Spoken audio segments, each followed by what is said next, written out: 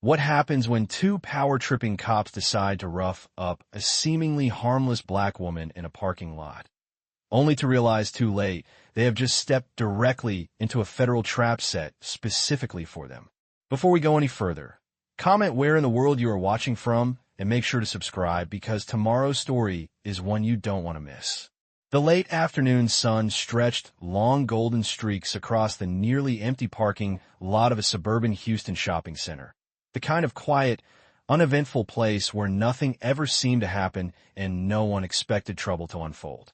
A warm breeze drifted lazily between rows of parked cars, carrying the faint scent of asphalt and distant fast food, while a few scattered shopping carts rattled softly in the distance. Patricia Coleman emerged from the sliding glass doors of the grocery store with slow, deliberate steps, a single bag of essentials resting in her hand. Her frame was large, her pace unhurried, each movement steady and controlled as if she had nowhere to be and all the time in the world to get there. To anyone glancing her way, she looked like exactly what they would expect to see, just another middle-aged black woman finishing her shopping, slightly winded, minding her own business, invisible in the quiet rhythm of the day. But Patricia's eyes told a different story. Behind the calm surface, they moved with quiet precision, scanning reflections in car windows, tracking motion without ever turning her head too quickly, noticing details most people would miss entirely. She adjusted her grip on the grocery bag, not out of strain, but out of habit, every motion controlled, intentional measured. Halfway across the lot, the low hum of an engine broke the stillness. A black and white patrol car rolled slowly between the lanes, its movement almost casual, but just deliberate enough to draw attention. Inside, Officer Kyle Brennan leaned slightly forward over the steering wheel, his gaze locked onto Patricia with the kind of interest that was not curiosity, but calculation. Beside him, Officer Mark Hensley tilted his head, eyes narrowing as he took in the scene, his lips pressing into a thin line that hinted at the decision already forming in his mind. The cruiser did not pass by. It slowed. Then it slowed even more. Tires crept along the asphalt, as if pacing her. Patricia did not stop walking. She did not look directly at them. But she knew. She had seen this pattern before. The silent approach, the unspoken judgment, the assumption forming long before a single word was spoken. Her breathing remained even. Her shoulders stayed relaxed. The grocery bag swayed gently at her side, as if nothing had changed. Yet the space around her shifted. The quiet parking lot no longer felt neutral, and the moment stretched thin with tension that only one side seemed to recognize. Behind her, the patrol car came to a complete stop. The engine idled. Doors had not opened yet, but the intent was already there, thick and unmistakable. And Patricia kept walking, as if she were giving them exactly what they thought they wanted. The car doors opened almost in unison, heavy and deliberate, the sound cutting through the quiet like a signal that whatever calm remained in the parking lot was about to be stripped away. Officer Brennan stepped out first, rolling his shoulders as if preparing for something routine, though the sharpness in his eyes suggested otherwise. Hensley followed a half-second later, his gaze already locked onto Patricia's back, his posture angled forward with a kind of restless impatience. "Ma'am," Brennan called out, his voice loud enough to carry across the empty rows of cars. Not a request, but a command dressed up as one. Patricia stopped walking. Slowly, she turned, her movements unhurried, the grocery bag still hanging at her side. Her expression remained neutral, composed, as if she had been expecting this exact moment. "Yes, officer," she replied, her tone even, neither defensive nor inviting. Brennan exchanged a quick glance with Hensley, something unspoken passing between them. Then he began walking toward her with long, assertive strides. "Mind telling us what you're doing out here?" he asked, though the question carried no real curiosity, only accusation. Patricia tilted her head slightly, as if considering the obvious. "I just came from the store," she said, lifting the bag slightly. "Heading to my car." Hensley let out a quiet scoff, circling a few steps to the side, positioning himself at an angle that subtly boxed her in. Yeah, we can see that, he muttered, his eyes drifting over her, lingering just long enough to make the scrutiny unmistakable. Brennan stopped a few feet in front of her, planting himself firmly in her path. We've had reports of suspicious activity in this area, he said, his tone tightening, each word delivered with deliberate weight. You mind if we take a look inside that bag? Patricia's grip on the handle did not change. Her shoulders remained relaxed. What kind of suspicious activity? She asked calmly. The question seemed to irritate Brennan more than any refusal could have. His jaw flexed, a brief tightening that revealed how little patience he had for being questioned. Don't worry about that, he said sharply. Just answer the question. Hensley stepped closer now, his boots scraping lightly against the pavement, closing the space that had once felt open. It's a simple request, he added, though his tone carried an edge that suggested it was anything but optional. Patricia looked between them, her gaze steady, taking in their positioning, their tone, the way they had already decided how this interaction would end. I haven't done anything wrong, she said, not loudly, but with a clarity that hung in the air. Brennan let out a breath through his nose, something between a sigh and a warning. We'll be the ones to decide that, he replied, stepping even closer now, his presence pressing into her space. The balance had shifted completely. What had started as a quiet afternoon had become something else entirely, something controlled, something forced.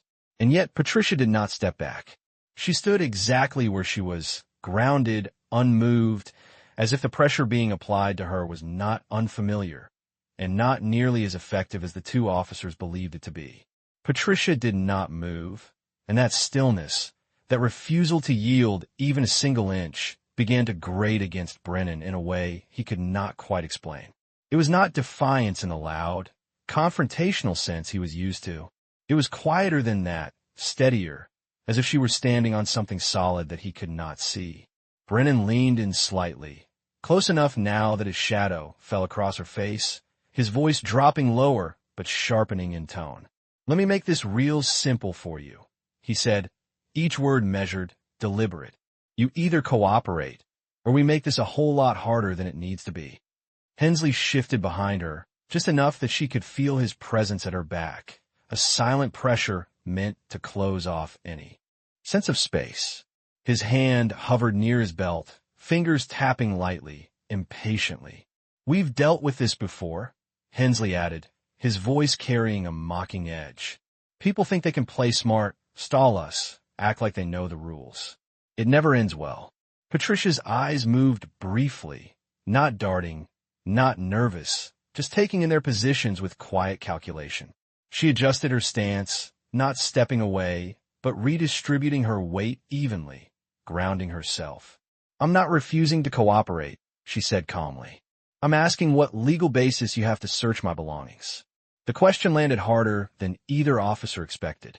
Brennan's lips pressed together, a flicker of irritation flashing across his face.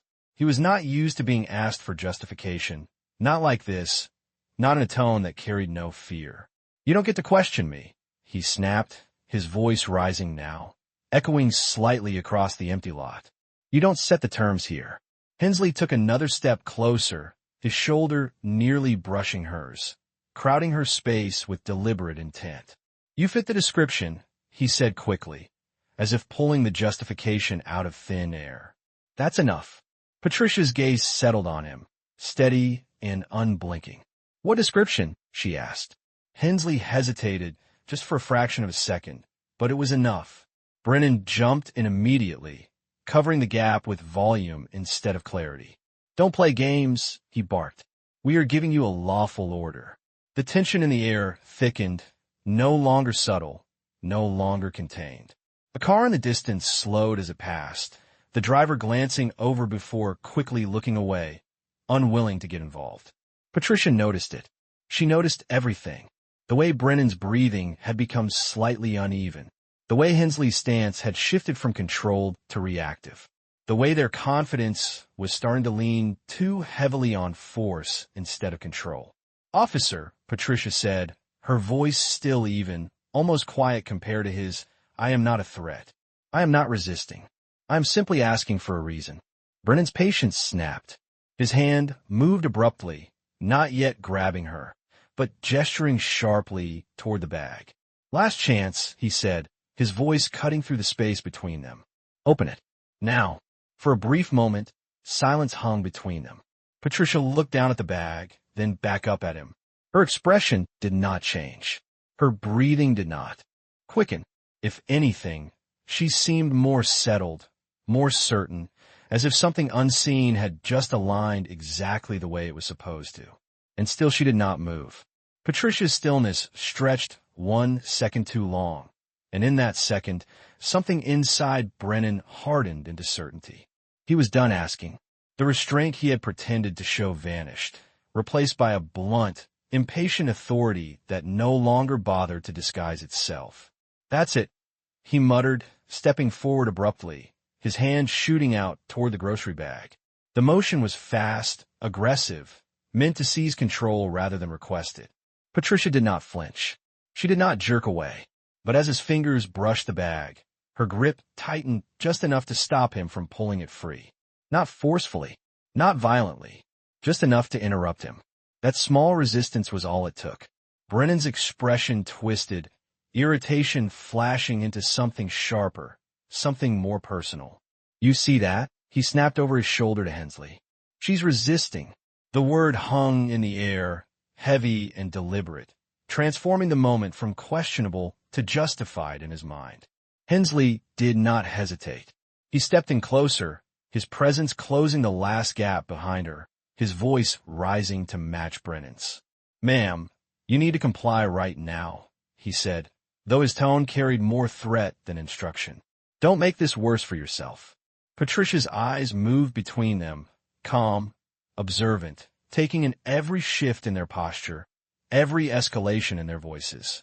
I'm not resisting, she said, her voice steady, almost quiet compared to the rising volume around her. You have not given a lawful reason. Brennan let out a sharp breath, the sound edged with disbelief that she was still speaking like this, still standing like this, as if she had any ground to stand on at all. You don't get to decide what's lawful out here, he shot back, his voice louder now, echoing off the nearby cars. We do. His hand came back again, this time not for the bag, but for her arm. He grabbed her wrist, firm and unyielding, his grip tightening with immediate intent to control. The contact was sudden, invasive, meant to establish dominance in a way words no longer could. Hensley moved almost simultaneously, reaching for her other arm, positioning himself to take control of both sides. Turn around, Hensley ordered, already pulling at her elbow, trying to pivot her body without waiting for compliance. The pressure increased, coordinated now, practiced. They had done this before. Many times. Patricia's body shifted slightly under their hands, not struggling, not fighting, but adjusting, maintaining balance as they tried to force her into position. Her breathing remained even. Her gaze lowered briefly, not in submission, but in focus as if noting something internal, something precise. Officers, she said, her tone unchanged despite the grip tightening around her. You are escalating this without cause. Brennan gave a short, harsh exhale, pulling her arm a little harder. You escalated this the moment you refused, he replied. We gave you every chance. Around them, the parking lot seemed to shrink, the quiet replaced by the sound of shoes scraping against pavement, the low rumble of the idling cruiser, the tension thick enough to feel in the air. A distant car slowed again, then sped up, unwilling to linger. Hensley adjusted his grip, trying to force her other arm behind her back, his movements growing less controlled, more forceful as her steady composure seemed to frustrate him further. Stop stiffening up, he snapped, misreading her controlled posture as defiance. Patricia lifted her head slightly, her expression unchanged, her voice calm and clear even as both officers tightened their hold. I'm standing, she said simply. And in that moment, despite both men pressing in on her from either side, despite the weight of their authority bearing down, there was something unmistakable in the way she held herself, something grounded, something unshaken, as if this exact situation was not spiraling out of control at all, but unfolding exactly as expected. Brennan's grip tightened as Patricia's calm refusal to bend seemed to mock him without a single word spoken. The lack of struggle, the absence of fear, it unsettled him in a way he could not admit. And so he answered it the only way he knew how, by applying more force. "Turn around." He barked again, louder this time, his voice sharp enough to cut through the empty space around them. When Patricia did not immediately comply, he yanked her arm backward, trying to force her into position. The motion was abrupt, aggressive, meant to break her composure. Hensley followed suit, seizing her other arm with both hands now, pulling it behind her back with a rough, twisting motion that forced her shoulders to shift under the pressure. "Stop resisting." Hensley snapped, though her body remained controlled, her movements minimal, deliberate. Patricia's feet stayed planted. She adjusted her stance just enough to keep her balance, refusing to stumble, refusing to give them the reaction they were pushing for. "I am not resisting," she said again, her voice steady despite the strain being placed on her arms. Brennan's patience collapsed entirely. "Yeah, you are," he shot back, already reaching for his cuffs, the metal catching the sunlight as he snapped one open with a sharp flick of his wrist. "We're done playing this game." He shoved her forward, pressing her upper body against the side of the patrol car. The impact was controlled, but forceful enough to establish dominance, the cold metal of the vehicle pressing against her as Hensley pinned her arm tighter. The grocery bag slipped from her hand, dropping to the ground with a dull thud, its contents shifting inside but going ignored. Brennan grabbed her wrist again, forcing it higher behind her back, his movements no longer measured, but driven by irritation that had boiled over into action. "You should have just listened," he muttered, breath heavy with frustration. Hensley leaned in closer, his weight pressing against her side as he tried to lock her other arm into place. "People like you always make this harder than it needs to be," he added, his voice low but filled with contempt. Around them, the air felt charged, the quiet of the parking lot replaced by the sound of their movements, the scrape of shoes, the creak of fabric under strain, the low idle of the cruiser continuing like a steady backdrop to the scene. Patricia's cheek hovered inches from the car's surface, her breathing controlled, her eyes open, focused, not on them, but slightly ahead, as if tracking something beyond their immediate presence. There was no panic in her expression. No desesperación, only awareness. Brennan brought the cuff down toward her wrist, his movements quick, impatient, ready to secure it and finalize the control he believed he had established. "Last warning," he said, though there was nothing left to warn. "You're under arrest." The words hung in the air, heavy with authority, final in his mind. But even as the cold metal hovered inches from her skin, even as both officers pressed their weight into her, there was something unmistakable. In the way Patricia held herself, something steady, something unbroken, as if this moment, this exact point where they believed they had won, was precisely where everything was about to turn. The cold edge of the handcuff hovered just above Patricia's wrist, Brennan's fingers tightening as he prepared to snap it shut and end the encounter on his terms. His breathing had grown heavier now, not from effort, but from the satisfaction of control finally within reach. Hensley adjusted his grip again, forcing her other arm higher, his stance firm, his weight leaning in as if to make sure there was no possibility of her slipping free. "You brought this on yourself," Brennan muttered, his voice low, edged with irritation that had not fully settled. "All you had to do was cooperate." The parking lot seemed to hold its breath. Even the distant sounds had faded, as if the moment itself demanded silence. Patricia remained pressed against the side of the cruiser, her body steady despite the pressure, her face turned slightly to the side. Her eyes were open, focused, not on Brennan, not on Hensley, but somewhere just beyond them, as if measuring something invisible. Then, without raising her voice, without any trace of strain, she spoke. "You might want to think very carefully about what you do next." The words were quiet, almost conversational, but they cut through the tension with a clarity that made both officers pause for the briefest fraction of a second. Brennan's hand hesitated mid-motion, the cuff still open, inches from closing. Hensley frowned, his grip tightening instinctively. "What did you say?" Brennan asked, his tone sharpening, suspicion flickering beneath the surface of his anger. Patricia did not move. "I said," she repeated, her voice even controlled, "this is your last chance to step back." There was no threat in her tone, no raised voice, and that, more than anything, made it sound real. Brennan stared at her for a moment, searching her face for something, anything that would explain the confidence behind those words. What he found instead was composure. Unshaken, unwavering composure. It irritated him instantly. He let out a short, dismissive laugh, shaking his head as if brushing off something ridiculous. "Oh, I get it now," he said, his voice rising with mocking amusement. "You think you're important." Hensley smirked, leaning in closer. "Let me guess," he added. "You've got some story, some connection, something you think is going to scare us off."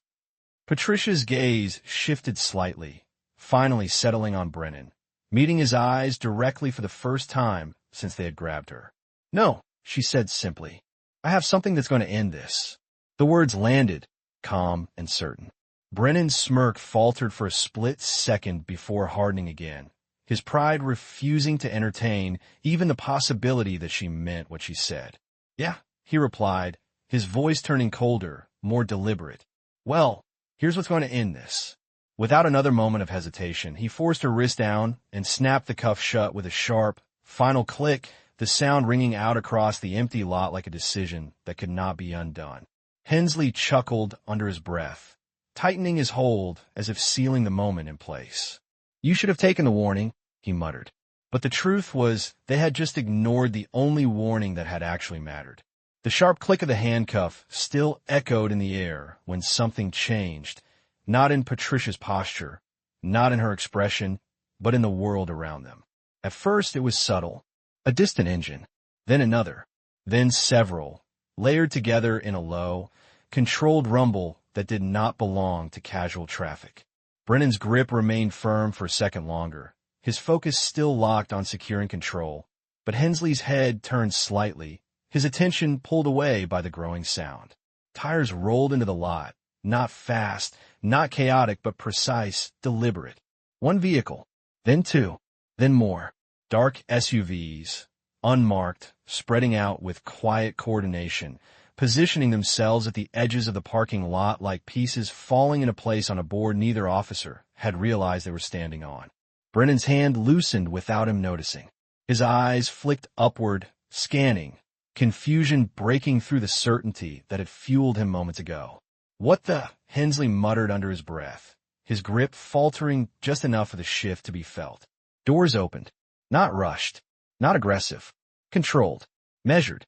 Men and women stepped out, their movements synchronized, their focus locked directly on the scene in front of them. No hesitation, no uncertainty. Authority, but not the kind Brennan understood. Patricia exhaled slowly, her body still grounded against the cruiser, her cuffed wrist steady. Then, for the first time since they had touched her, she moved with intention. "Officers," she said, her voice calm, but now carrying something else, something final. "You are done." Brennan turned fully now, his attention no longer on her, but on the figures approaching. A man in a dark jacket stepped forward, his gaze sharp, unwavering. He did not raise his voice. He did not need to. "Hands off her. Now." The command cut through everything. Hensley released Patricia's arm first, instinct overriding ego, his hands pulling back as if he had suddenly realized he was holding something he never should have touched.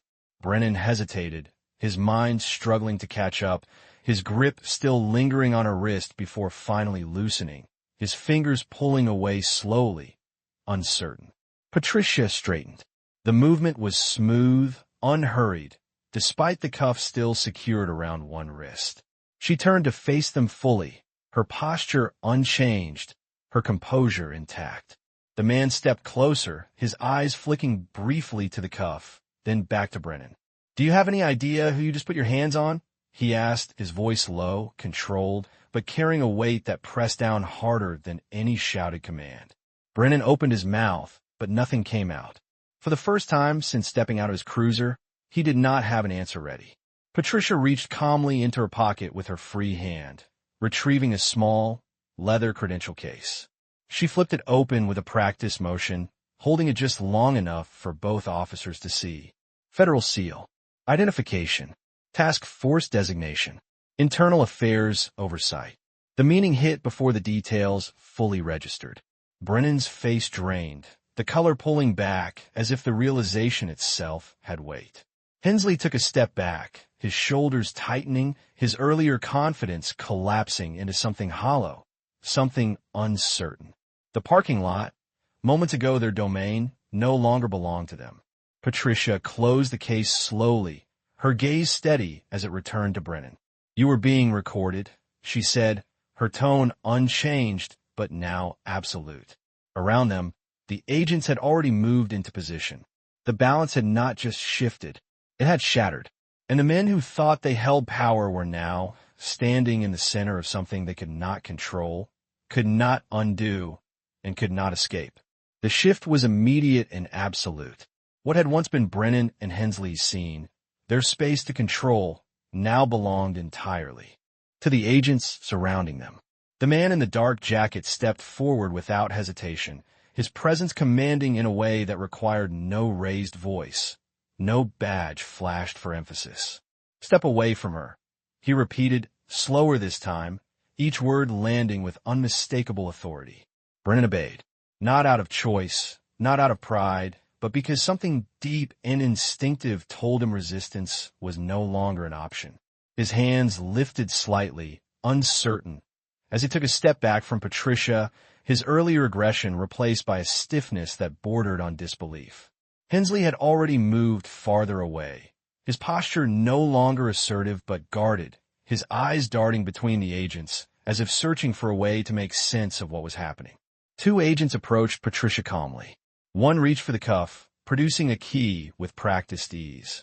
The metal released with a soft click, a quiet undoing of everything Brennan had forced into place moments earlier. Patricia rolled her wrist slightly, not wincing, not reacting, simply resetting as if the restraint had been nothing more than a minor inconvenience. Meanwhile, two other agents closed in on Brennan and Hensley. "And behind your back," one of them said, his tone level, final. There was no room for argument in it. Brennan hesitated, his mouth opening slightly as if to speak, to explain, to reclaim some fragment of authority, but the words never formed. Slowly, almost mechanically, he complied. His hands moved behind him, the motion stiff, unfamiliar on the receiving end. Hensley followed, his movements quicker, less resistant, as if he had already accepted the outcome. The sound that followed was unmistakable. The firm snap of handcuffs locking into place. This time, there was no hesitation, no anger behind it, just procedure, just consequence. Brennan's shoulders tensed as the cuffs secured his wrists, the reality settling in piece by piece. His gaze dropped briefly, then lifted again toward Patricia, searching her face, not for defiance now, but for something else, something that might make sense of the collapse he was standing in. But she gave him nothing. No anger, no satisfaction, only calm. One of the agents stepped closer to Brennan, his voice low but precise. "You are being detained pending investigation for use of excessive force, unlawful detention, and violation of civil rights." Each charge landed heavier than the last. Hensley's head lowered, his jaw tightening as the words sank in.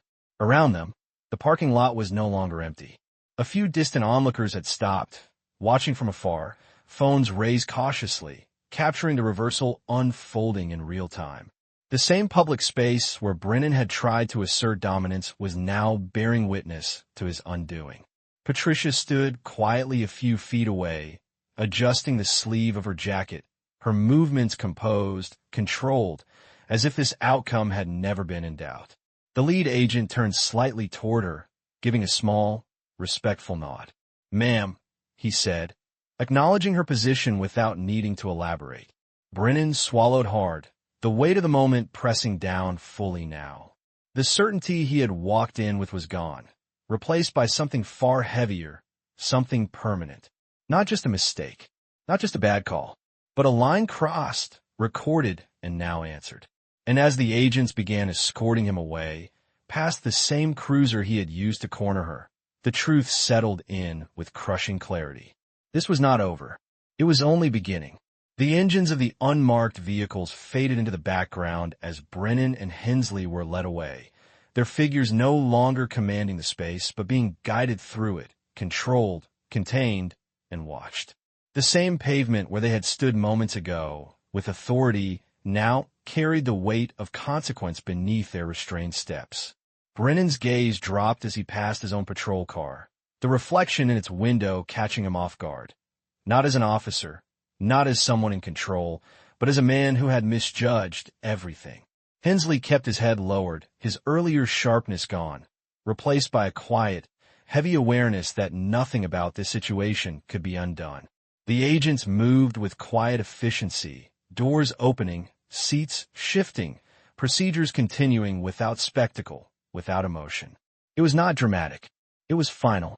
As the vehicles began to pull away one by one, the tension that had filled the parking lot slowly dissolved, like a storm receding after breaking with full force.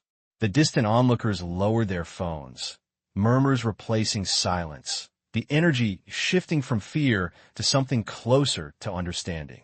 Patricia remained where she stood for a moment longer, her posture relaxed, her breathing even, her presence grounded in a way that seemed untouched by the chaos that had just unfolded around her.